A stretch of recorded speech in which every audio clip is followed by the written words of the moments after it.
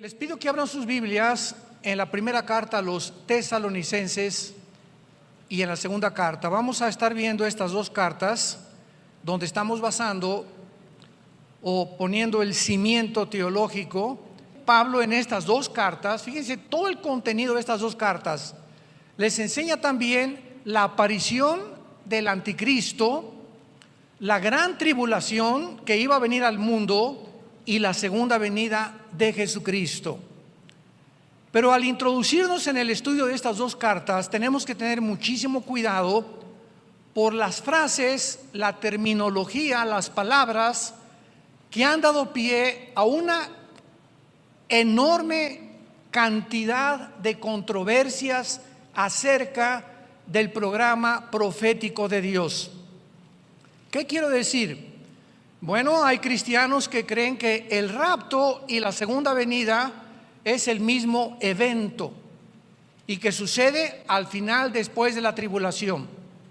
Hay otros cristianos que se llaman amilienistas, que creen que el milenio no, que ya estamos en el milenio y que todas las profecías ya se cumplieron, que la semana 70 de Daniel ya se cumplió, etcétera, etcétera.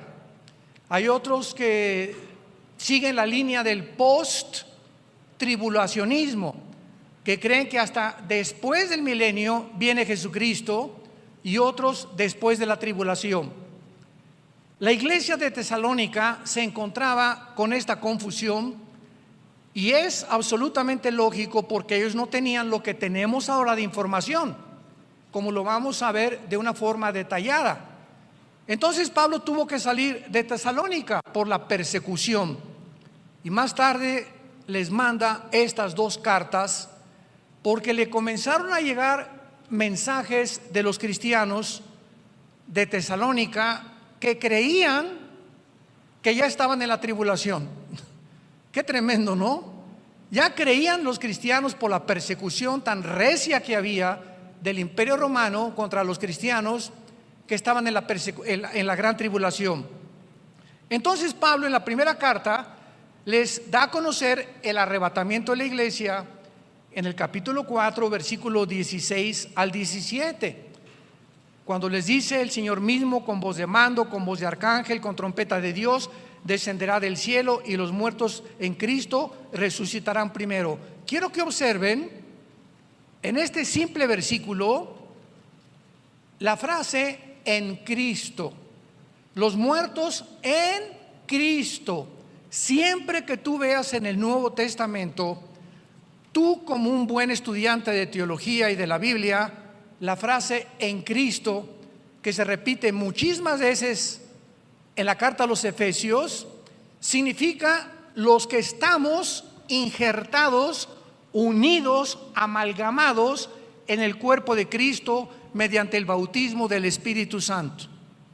Como dice 1 Corintios 12:13, todos hemos sido bautizados por el mismo Espíritu en el cuerpo de Cristo. En otras palabras, cuando tú recibiste a Cristo como tu Salvador, en ese momento naciste de nuevo, sin que tú ni siquiera lo hayas experimentado o sentido. Lo creemos por fe. Ha habido una resurrección de tu espíritu dentro de ti a la vida espiritual, porque antes estábamos muertos, separados de Dios espiritualmente.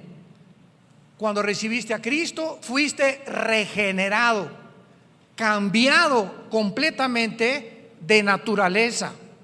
Fuimos transportados en ese momento de un reino a otro reino. del reino de las tinieblas al reino de la luz admirable de Jesucristo, como lo dice Colosenses capítulo 1. Y en tercer lugar, fuimos bautizados con el Espíritu Santo en el momento de nuestra conversión, no después, porque por muchos años vamos a ver lo que es la apostasía. Durante los últimos, yo diría 30, 40 años, se comenzó a enseñar en las iglesias: pasen aquí al frente los que quieran ser bautizados con el Espíritu Santo. Entonces la cristiandad se dividió en dos.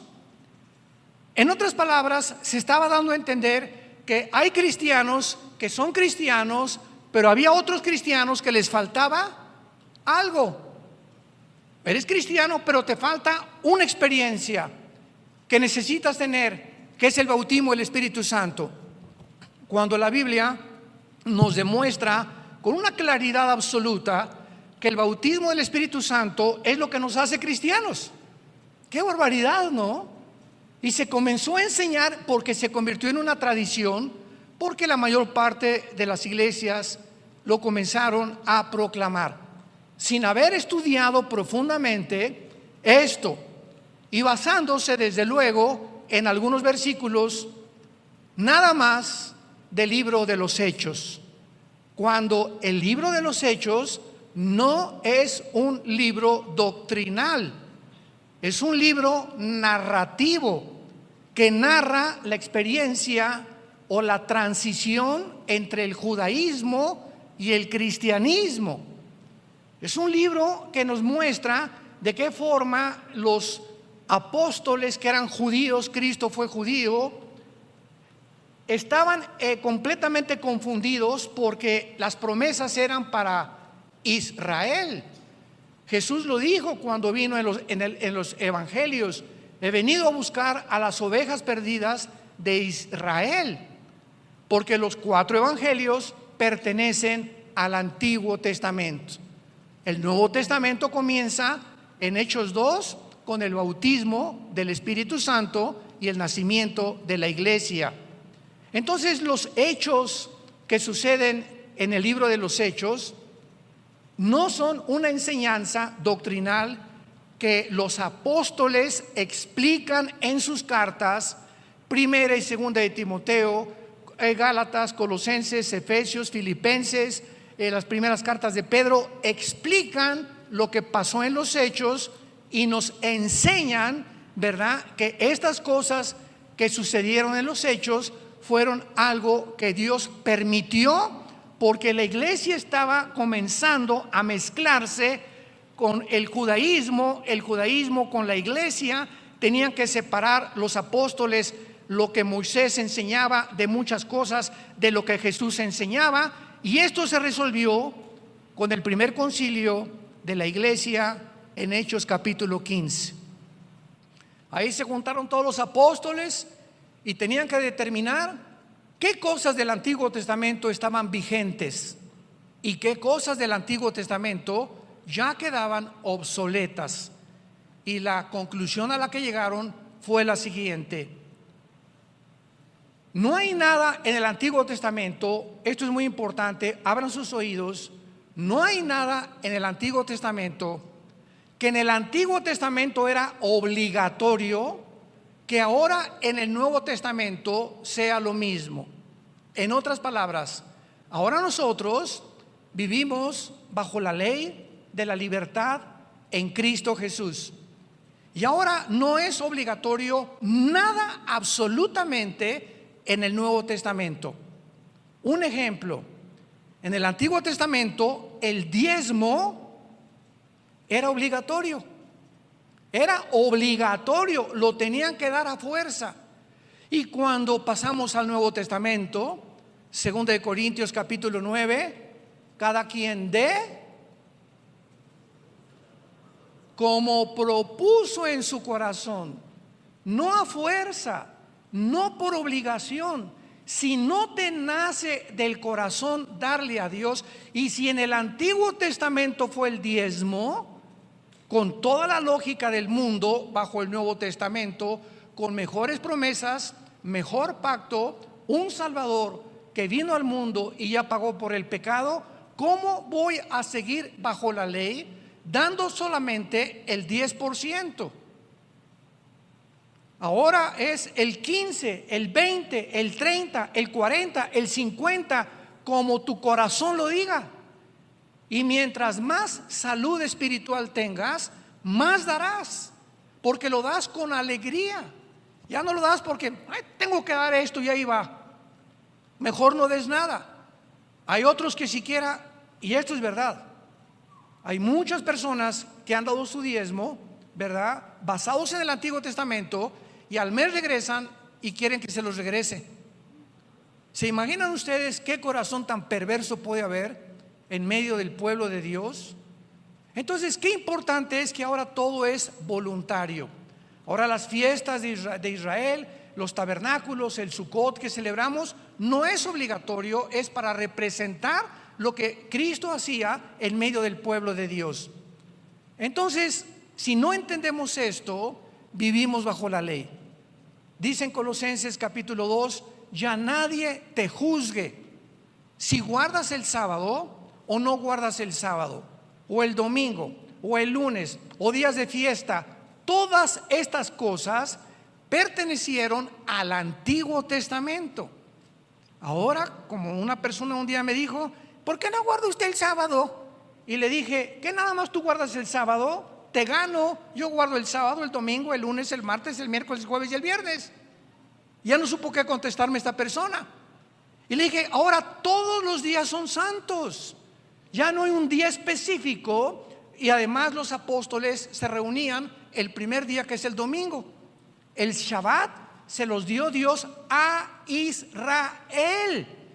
El cuerpo y la entidad de Cristo es otra entidad completamente diferente. Entonces ahora, si tú trabajas el domingo, pues es tu día de trabajo, pero el lunes en tu trabajo, en tu hotel o en la compañía que tú trabajas, te dan el martes, ese es tu día de descanso. Y por eso no puedes venir a la iglesia, porque el domingo tienes que trabajar y llevar el sustento a tu familia. Y Dios no te juzga, porque no es obligatorio. Nos reunimos simplemente porque el domingo se determinó bajo el calendario gregoriano en el que estamos, de que el domingo es el día de descanso. Pero ya no hay un día especial, ya no hay Semana Santa tampoco. Oye, que el viernes no como carne, como pescado porque es Viernes Santo y es Cuaresma. ¿De qué estás hablando? ¿Qué es eso de la Cuaresma?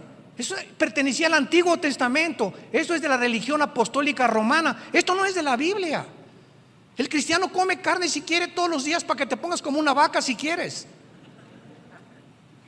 o pescado de acuerdo a tu salud.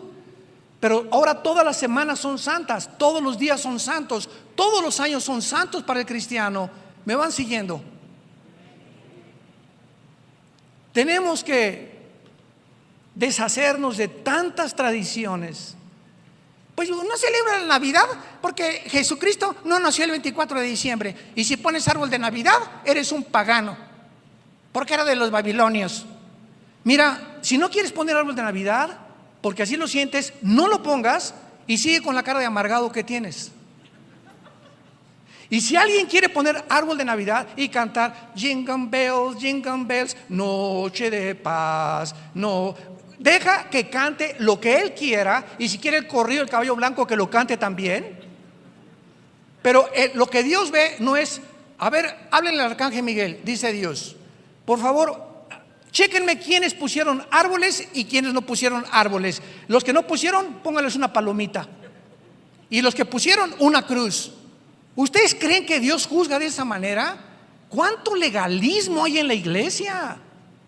¿Cuánto legalismo hay en la iglesia?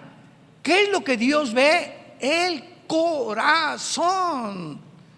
El gozo y la paz que tengas en el Espíritu Santo. El reino de Dios no consiste en comida, en bebida, qué comes, qué bebes. Es el gozo y la paz que tú tengas en tu relación diaria con Jesucristo, lo que Dios ama y lo que Dios busca de nosotros.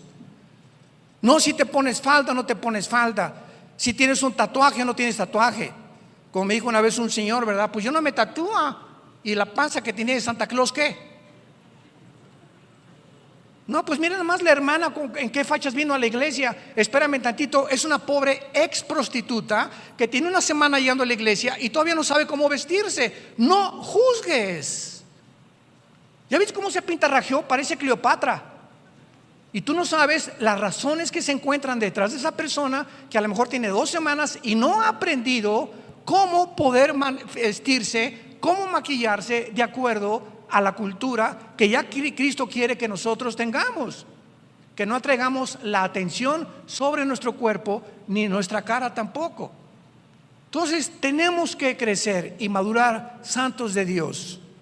Tenemos que entender qué es lo que Dios ama, qué es lo que Dios busca, qué es lo importante ante sus ojos, y dejarnos ya de tantas tonterías que ya, por el amor de Dios, si tienes 5 o 10 años en Cristo, tienes que crecer y madurar.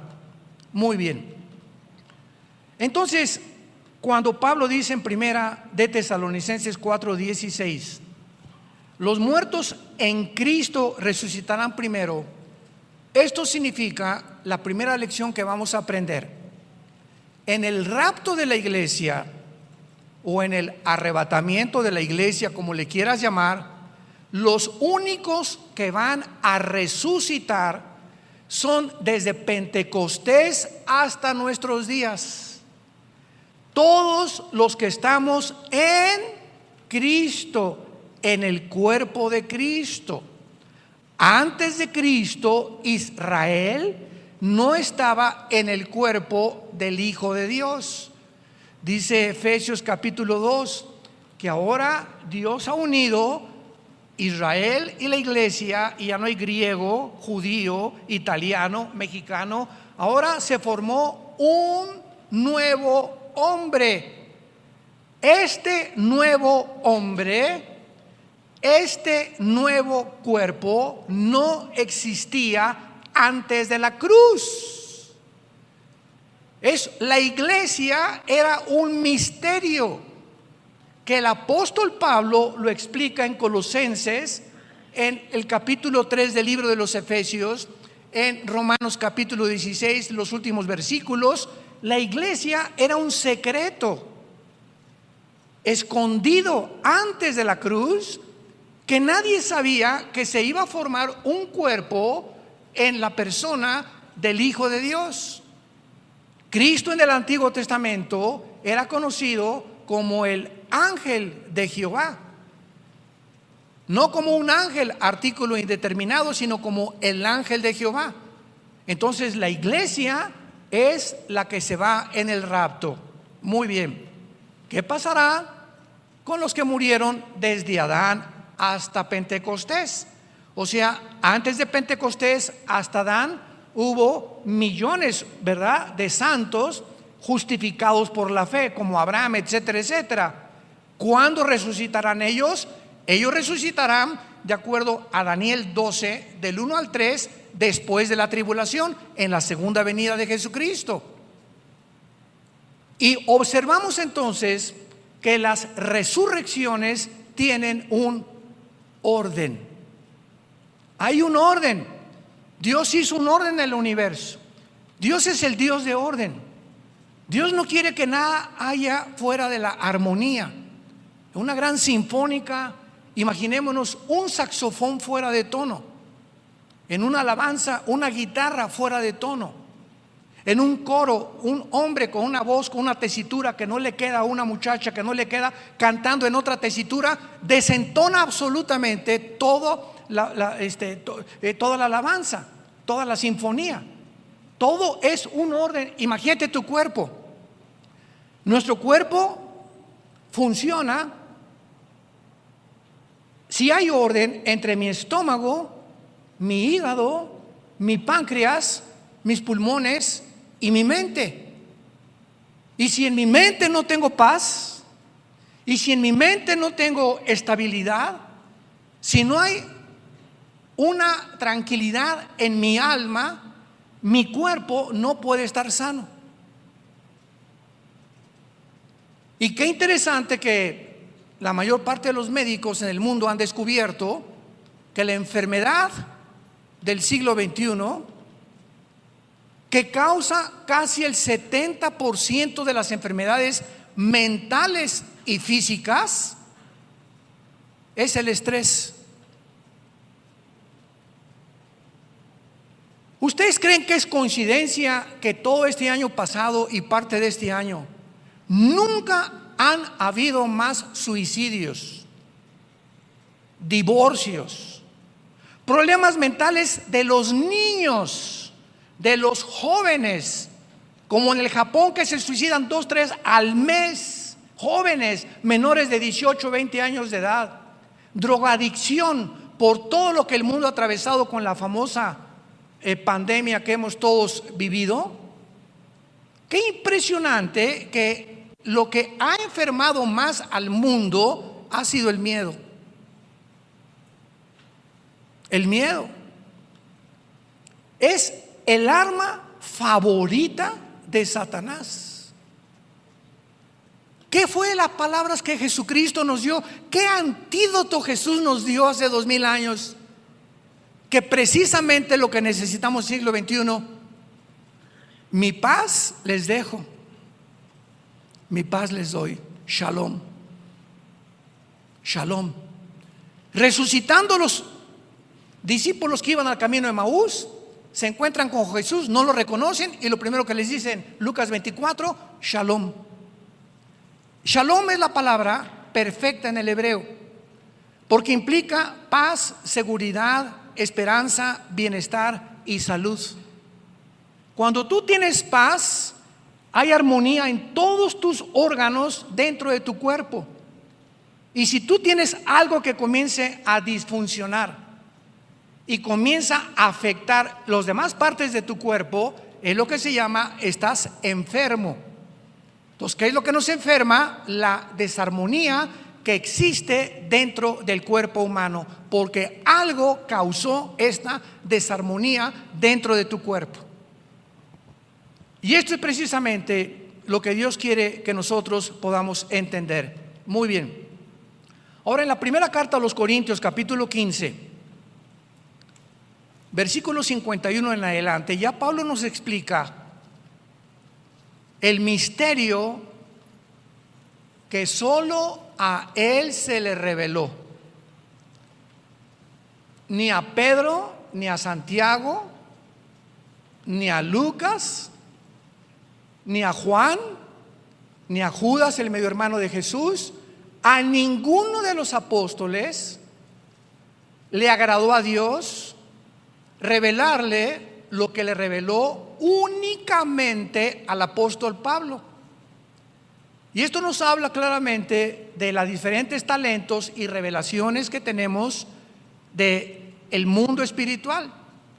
Por eso hay un Jeremías, hay un Isaías, hay un Amós, hay un Ezequiel, que tienen diferentes perspectivas del mundo espiritual, como Dios los trató, pero que todos, ¿verdad?, hacen una armonía en la mente de Dios.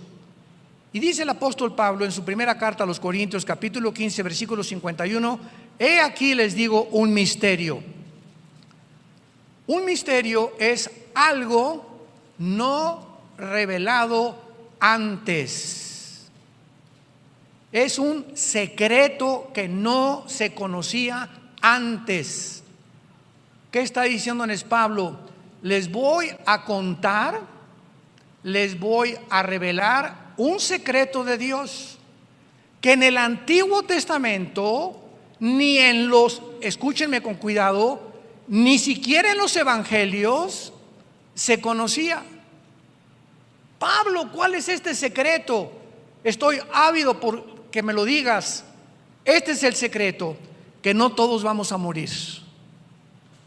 Y se usa la palabra dormir, porque cuando vean ustedes la palabra dormir en el Nuevo Testamento significa el cuerpo físico, no el alma ni el espíritu, porque hay más de 55, 65 versículos que nos muestran que en la muerte tenemos una existencia consciente.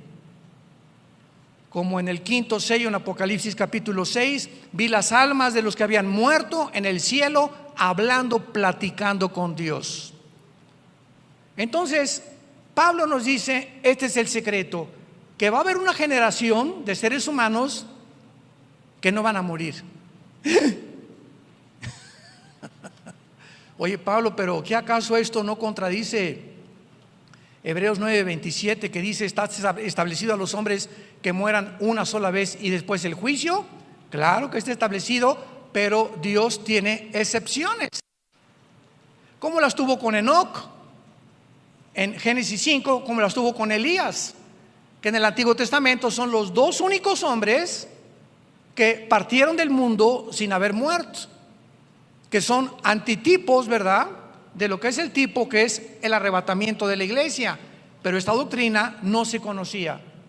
No todos vamos a morir, pero todos seremos transformados en un momento, en un abrir y cerrar de ojos, a la final trompeta, porque se tocará la trompeta y los muertos serán resucitados incorruptibles y nosotros seremos transformados.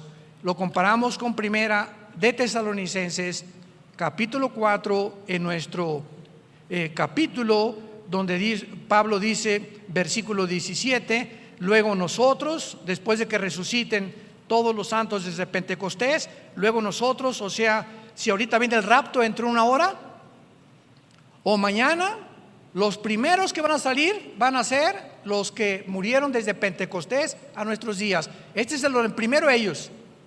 Y luego, atrasito de ellos, los que hayamos quedado, o sea, vivos, seremos arrebatados juntamente con ellos en las nubes. En las nubes. Cristo en el rapto no baja al mundo. Cristo en el rapto no baja a juzgar al mundo. Cristo en el rapto no baja a destruir al anticristo. En la segunda venida, Zacarías capítulo 14, en la segunda venida Cristo baja y pone sus pies en el monte de los olivos, donde se va a hacer un valle como una forma de cruz, y viene con nosotros a establecer su reino milenial. En el rapto nos saca del mundo y en la segunda venida viene con nosotros después de los 7 años de la tribulación. Entonces, si estamos ahorita manejando, comiéndote tu torta entre 2-3 horas, o mañana estás en Chapultepec corriendo, etcétera, etcétera, y viene el rapto, la ropa de todos nosotros se cae en el suelo con la cosa que traes aquí en la boca, y vamos a desaparecer millones de personas sin que el mundo tenga una explicación. Pero habrá millones de personas que eran cristianos, entre comillas, profesantes, que van a venir aquí al Salón Le Crillon y no van a encontrar a nadie, o van a encontrar a otros como ellos, que venían y estudiaban y asistían a la iglesia, pero nunca fueron nacidos de nuevo, nunca tuvieron una relación personal con Jesús, nunca ganaron a ninguna alma, nunca le hablaron a nadie ni a su familia de Jesucristo y de su muerte en la cruz. Sus vidas nunca cambiaron ni fueron transformadas. Eran religiosos. Este hecho, pues, es el que Pablo explica en la primera carta a los tesalonicenses, y nos brincamos al capítulo 5 de la primera carta a los tesalonicenses, y vean ahora cómo el orden de Pablo es lógico y de qué manera tan profunda nos revela el Espíritu Santo los acontecimientos o los eventos de acuerdo al calendario de Dios. Pero acerca de los tiempos y de las ocasiones, no tienen necesidad, hermanos, les está hablando a los cristianos, hermanos, de que yo les escriba. Porque ustedes, ¿quiénes son ustedes? Los cristianos. Ustedes saben perfectamente que el día del Señor vendrá como ladrón en la noche. Pablo introduce una frase que se repite 4 veces en todo el Nuevo Testamento y se llama el día del Señor. El día del Señor, apúntalo, siempre, tanto en el Antiguo Testamento como en el Nuevo Testamento, se refiere a los 7 años de la tribulación. Veamos rápidamente estas veces que se repite el día del Señor. Por ejemplo, en 2 de Pedro, capítulo 3, versículo 10: pero el día del Señor vendrá como ladrón en la noche, en el cual los cielos pasarán con gran estruendo, los elementos ardiendo serán deshechos, y la tierra y las obras que en ella hay serán quemadas. ¿De qué está hablando el apóstol Pedro? Del final de la tribulación, cuando todo sea quemado para que podamos entrar a reinar en este mundo. Brincamos a Apocalipsis capítulo 1, versículo 10. Yo estaba en el Espíritu, ¿cuándo? En el día del Señor. Muchos creen que aquí Juan está diciendo: yo estaba el domingo en el día del Señor. Cuando Juan dice yo estaba en el Espíritu en el día del Señor, él está diciendo: lo que les voy a revelar ahorita, que es todo el Apocalipsis, me fue dado por el Espíritu Santo, y yo me encontraba en el tiempo de la tribulación, que es lo que habla todo el Apocalipsis. El Apocalipsis, después del capítulo 4, que la iglesia ya no vuelve a aparecer, menciona 21 juicios, 7 de sellos, 7 de las trompetas y 7 de las copas. 7 por 3, 21. 21 juicios que caerán sobre el mundo de parte de Dios. Y Dios no nos ha puesto, lo vamos a ver después, para la ira. No nos ha puesto para que estemos esperando al anticristo. Nos ha puesto para que seamos consolados esta mañana y sepamos que ya no tarda venir por nosotros. Muy bien. Regresamos a Primera de Tesalonicenses 5 y vemos ya a qué se refiere Pablo cuando dice: ustedes saben perfectamente que el día del Señor vendrá como ladrón en la noche, que cuando digan paz y seguridad, vendrá sobre ellos. ¿Quiénes son ellos? Los que no son cristianos. Ya no está hablando de los cristianos. Vean los verbos. Primero nos habla a nosotros, ustedes hermanos cristianos, pero vendrá sobre ellos, sobre otra clase de seres humanos. Ya no está hablando de la iglesia. Vendrá sobre ellos destrucción repentina. ¿Qué significa que cuando digan paz y seguridad? Precisamente la tribulación comienza cuando el anticristo, como lo vamos a ver en la segunda carta, confirme un pacto por 7 años con los judíos. Daniel 9, 27. Y él va a decir paz al mundo, y los judíos, confiados en que les va a permitir reconstruir el templo, que ya casi llega este momento. Entonces, a los 3 años y medio, a la mitad de la tribulación, el anticristo los traicionará y vendrá destrucción repentina. Entonces Pablo está diciendo lo que dijo Daniel y lo que el mismo Señor Jesucristo dijo en Mateo 24, versículo 15: cuando vean la abominación desoladora que habló el profeta Daniel, huyan, escápense de Judá, porque vendrá tribulación como nunca la ha habido antes en el mundo. Vemos que cuando juntamos todas las piezas del rompecabezas y versículo con versículo y unimos varios libros, podemos trazar la palabra de Dios, trazándola como el Espíritu Santo quiere que la tracemos. ¿Qué cosas son las sectas? Son grupos que sacan un versículo u otro pasaje sin tomar en consideración las demás partes de la Biblia y forman doctrinas falsas, como la del sábado, ¿verdad? Hay cristianos legalistas sabáticos, como los mormones que te dicen que somos dioses todos y que Cristo no fue Dios, como los testigos de Jehová que no creen en el infierno. Y así cada secta usa un versículo y te lo pone así en la cara, y cuando tú conoces la Biblia les enseñas y les dices lo que le dijo Satanás, lo que le dijo Cristo a Satanás en Mateo 4 del 1 al 10. Llega Satanás y le dice: está escrito, Vean ustedes al diablo. Oye, Jesús, está escrito, aquí están los salmos, que dice en los salmos: a sus ángeles mandará para que cuando te avientes del templo no te vayas a morir, o tu pie no tropiece en piedra. Y Cristo le contesta: pero también está escrito. O sea, no me la cites fuera de contexto, porque fuera del contexto es un pretexto. Entonces, esta es la razón por la cual hay tanta gente que cita versículos de la Biblia, pero fuera del contexto. Y es cuando se hacen herejías.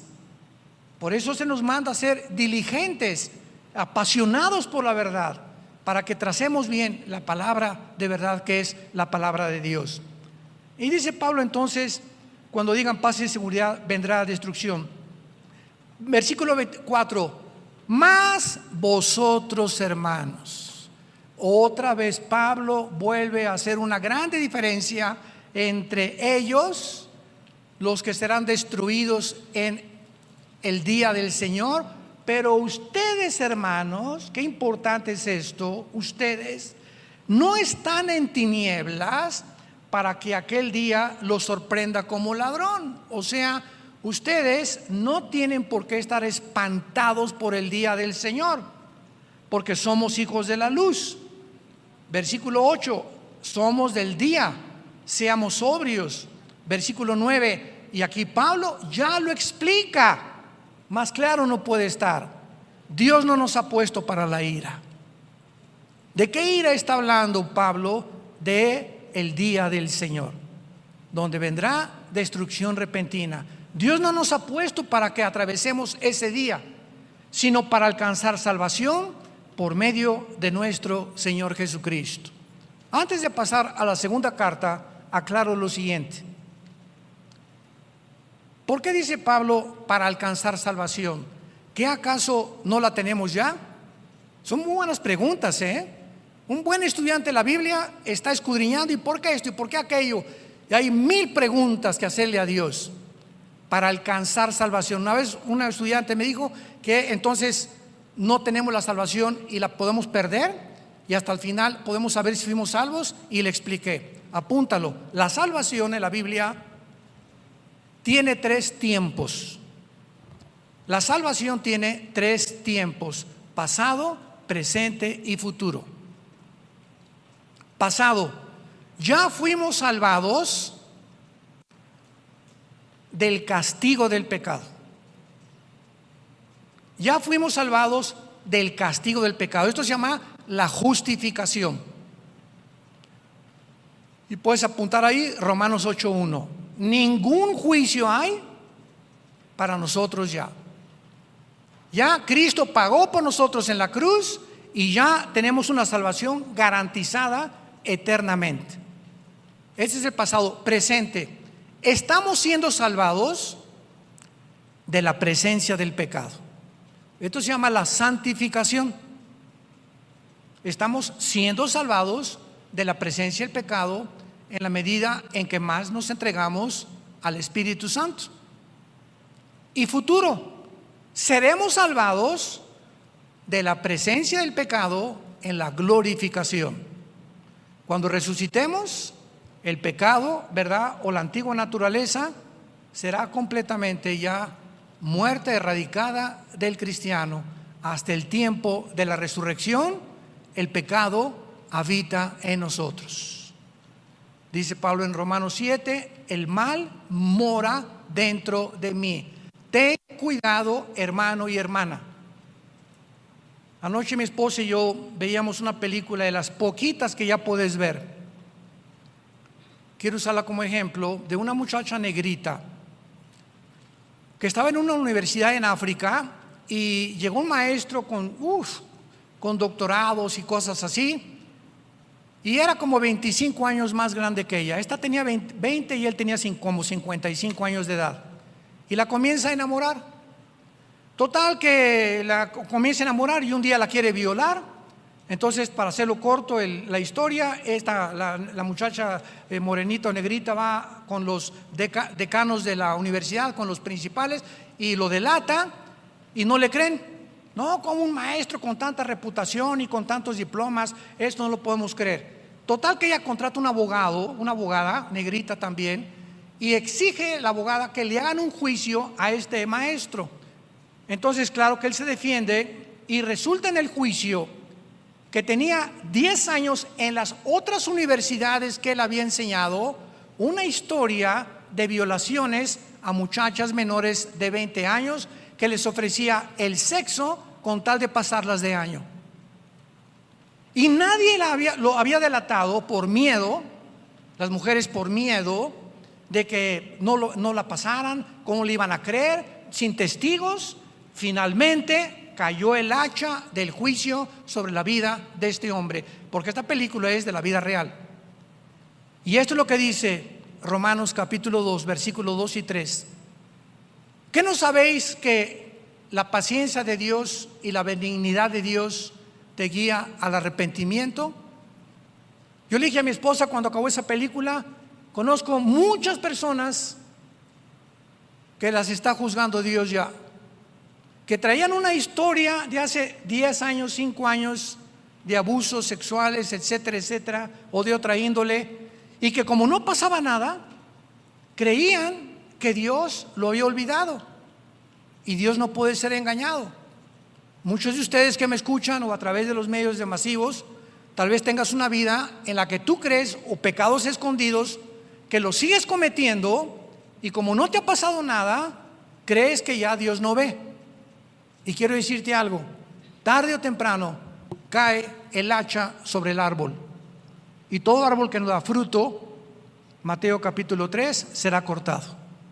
Y Dios está usando esta época que estamos viviendo para meter el hacha y cortar vidas de organizaciones y de personas que Dios les había hablado anteriormente y que se burlaron de él. Finalmente, tus pecados te alcanzarán, dice la Biblia.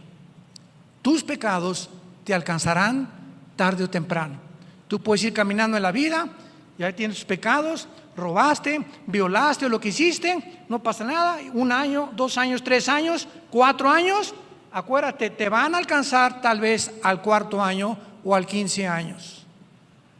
Y cuando te alcancen, tal vez te alcanzaron cuando tenías la más grande oportunidad de formar una familia o de triunfar en los negocios, o que se haga un escándalo en tu vida, o perder tu familia y tus hijos o tu testimonio, porque no quisiste encontrar el perdón en la cruz. El que esconde sus pecados no prosperará. No le puede ir bien a nadie. Palabra de Dios. Que esconda su vida debajo de un closet o debajo de un colchón, no te puede ir bien. Tarde o temprano Dios tratará con tu vida. Mas el que los confiesa y se aparta alcanzará misericordia.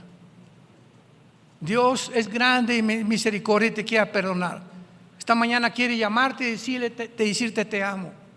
En esa cruz pagué por todo lo que tú habías hecho y por lo que crees que tienes escondido. A mí no me engaña.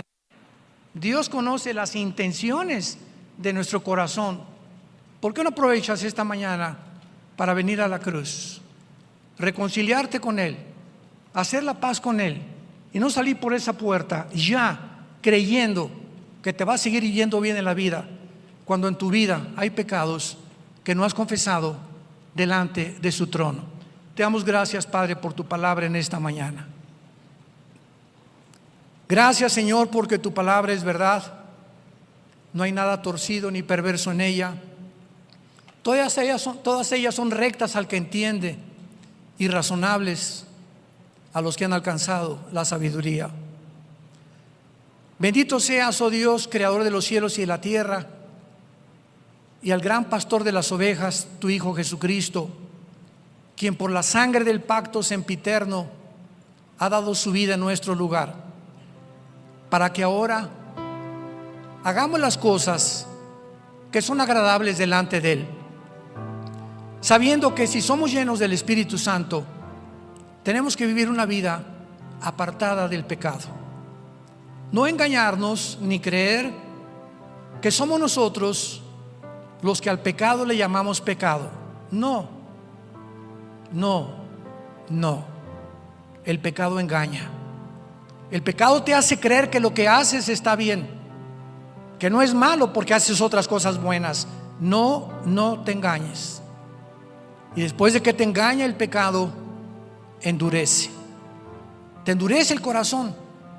Y llega el momento en que ya Dios no puede tratar con tu vida.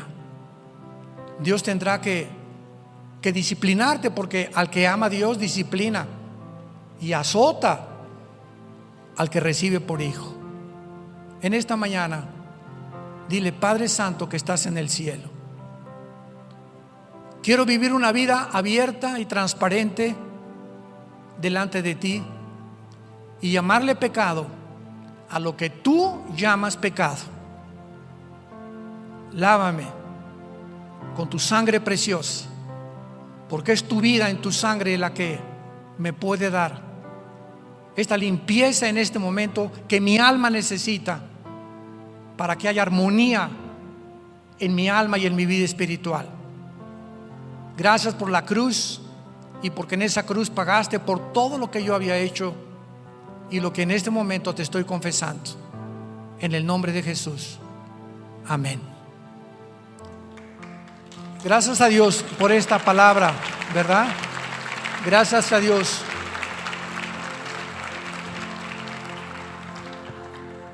Esta palabra debe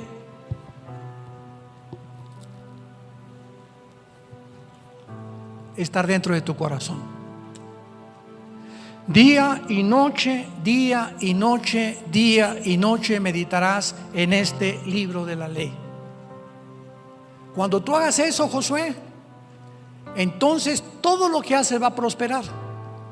Porque si tú vives en mi libro y lo consultas y te hincas y oras y me pides que te hable, te voy a hablar. Y te voy a evitar problemas que pudiste haber evitado en tu vida si me hubieras consultado.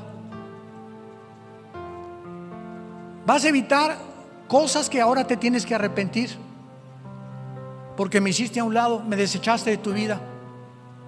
Pero el diablo, esto es lo que él quiere. Cuando el diablo haga esto en tu vida y saque de ti la palabra de Dios, y en lugar de la Biblia oigas a tu amigo, a tu amiga, a tu comadre, al brujo, a los astrólogos, a las opiniones del mundo, es cuando te sales y cuando te das cuenta. Si eres cristiano, viene el hacha del juicio a tu vida tarde o temprano, porque Dios al que ama disciplina. Y finalmente, si eres cristiano y no te arrepientes, porque los hay, pero tienes la salvación, ¿qué pasa? Dios te lleva a casa antes de tiempo. Se llama el pecado de muerte en 1 Juan 5, Santiago capítulo 5. El pecado de muerte es el pecado que un cristiano, siendo salvo, no se ha arrepentido ni se quiere arrepentir, y solo Dios sabe que ya no te vas a arrepentir. Está tan duro tu corazón, y antes de que por tu vida el evangelio sea blasfemado, Dios te lleva a casa antes de tiempo. Tenemos la oportunidad de vivir una vida en abundancia, una vida de santidad, una vida de testimonio, y más en los días en los que los caballos del Apocalipsis ya se escuchan en el cielo y el novio ya está en la puerta tocándonos: vengo por ti. Prepárense, preparémonos para encontrarnos con el Señor. Que tengan mucha paz.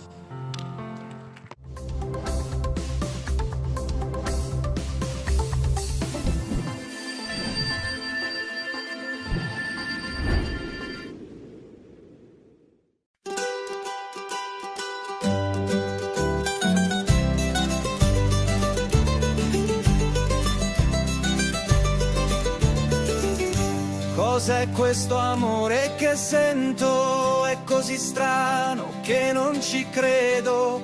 Cammino avanti e indietro, dal nulla sei entrata nel petto mio. Ogni passo mi porta a te, ogni sguardo mi brucia dentro. Sei un sogno che non va via e io non so più che fare.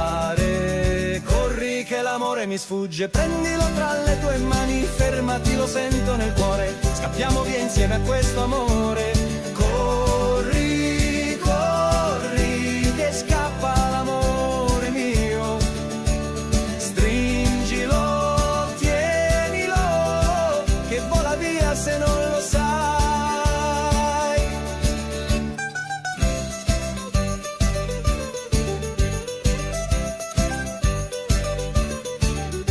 Cos'è questo fuoco che brucia? Da tempo guardo dentro me stesso. Se questo è amore sincero, allora vieni più vicino a me. Ogni silenzio parla di noi, ogni notte ti sogno ancora. Ma se davvero sei tu, non restare solo un pensiero. Che l'amore mi sfugge, prendilo tra le tue mani, fermati, lo sento nel cuore, scappiamo via insieme a questo amore. Corri, corri, che scappa l'amore mio, stringilo, tienilo, che vola via se non lo sai.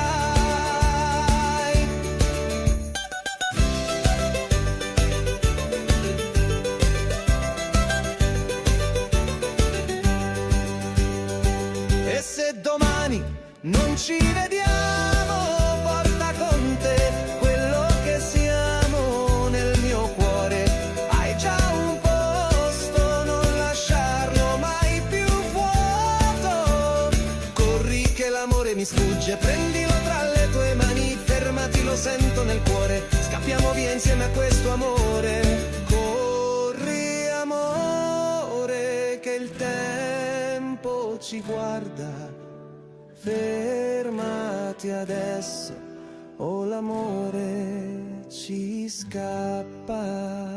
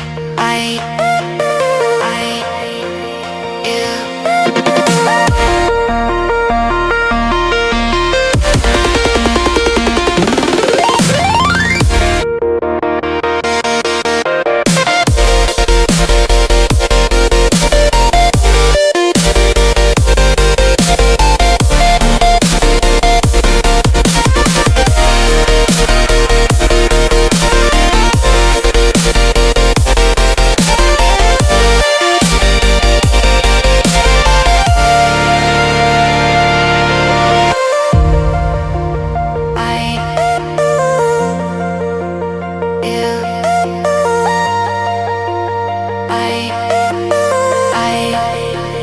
you.